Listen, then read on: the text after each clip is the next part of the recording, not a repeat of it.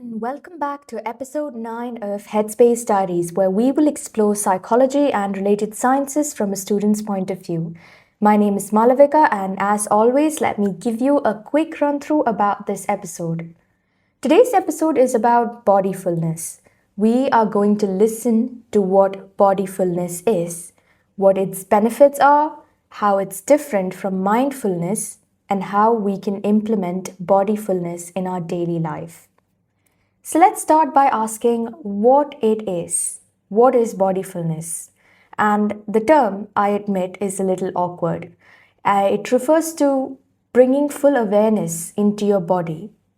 It involves being present in your body and accepting it for all its flaws and being in tune with its movements and rhythms.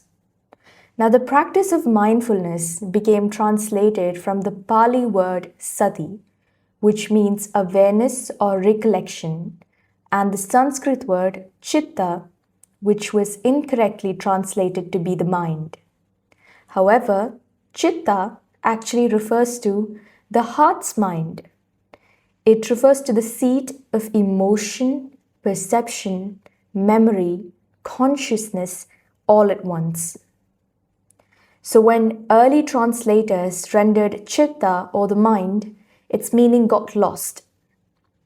These traditions were not encouraging people to live inside their heads. They were teaching presence in the body and the present moment. That joining of thinking and feeling appears across other traditions as well. Did you know in Japanese, the word shin means both heart and mind?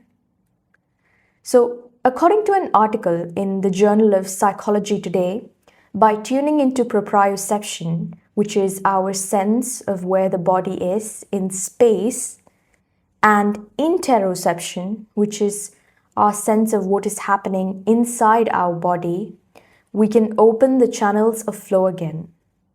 Now, this helps our body to feel safe and connected. So, how is it different from mindfulness? Here's the thing. Mindfulness is great.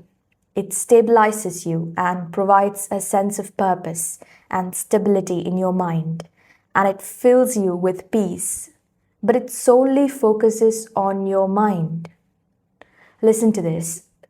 Most people live inside their heads. It's not uncommon or anything to be ashamed of. In today's world, AI, smartphones, and internet is more popular. And it's not uncommon to find people who live a busy life. Machines have made our lives so much easier. From the coffee machine to our laptops, our washing machines to our iPads, our vacuums to our smartwatches, we are always using technology or electricity or battery-run tools. And now, with AI taking over, we have our work cut out for us. Our lives are more easier, but there's less manual labor now. Our movements have reduced, and our daily life, our daily routine, it's less engaging. And it's so much easier for us to work on autopilot, succumbing to our stressors and letting our minds catastrophize, which is essentially it's just a big word for saying we're letting our minds spin out of control and go into a downward spiral. So when this happens, we get stuck in a loop. And now this is a whole another topic for another episode, but basically we let our thoughts become who we are. Ring a bell? Don't worry, I hear this a lot. But this brings us to another question. If our thoughts aren't who we are, who are we? And you might have heard of the famous quote from the philosopher René Descartes, cogito ergo sum, I think, therefore I am. He used this to express the idea that the act of thinking guarantees the existence of the thinker. And while we're not trying to cause an existential crisis, it is impossible to ignore the roots of psychology, which is philosophical roots of psychology. And he was right in a way, but not entirely. It doesn't mean that your thoughts define you. You are a culmination of your thoughts, your experiences and sensations. Your thoughts are only one half of the equation, and your body is the other. Personally, I would like to think that we are souls. But that's because I'm a devout Hindu and this answer satisfies me. But our bodies are important to our well-being. This brings us to discussing the benefits of bodyfulness. So, like I said, it's okay to get caught up in the whirlwind that is our lives and get lost in our heads. But when we practice being in our bodies, we understand ourselves better. Not just as cognitive creatures, but as the animals that we are. We learn to appreciate our limitations and our flaws and get the rich human experience. We also listen to what our bodies tell us.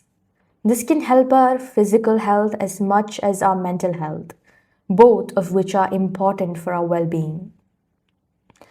I believe we can resolve deeply rooted problems through a combination of CBT and somatic therapy if we practice cognitive dissonance. That is, if we remind ourselves that our thoughts are just a part of us and it doesn't define us, then we can restructure our thoughts according to our free will. We can also exercise our control over our body. We can contract and relax our muscles, listen to our pains and discomfort, and learn to be at home with ourselves. When the world gets to be too much, our bodies can soothe us. You just need to close your eyes and listen to your heartbeat and take a deep breath. Focus on the air in your lungs and the earth beneath your feet, the cold air in your face, and the way your body feels against the clothes you wear, and come back. Dr. Bessel van der Kolk has provided lots of evidence for its effects in his book, The Body Keeps the Score, which is a must-read for those interested in psychology. And if you don't trust me, you can ask him. But how can we do this? The answer is movements. By moving our bodies mindfully, we can attain bodyfulness. We can get moving. Exercise is the best way to release endorphins in our body. And by moving, walking, working out, yoga, martial arts, sports, even dancing, you can reconnect with your body. By intentionally focusing on your body, you can practice grounding. By doing PMR, which is progressive muscle relaxation, you can release the stress, the pain, the trauma that you hold in your body. And it can be uncomfortable at first, and that's okay. The discomfort is part of the experience, so don't force it, but work slowly to building resilience in your body and mind. So, if you take anything away today, let it be this.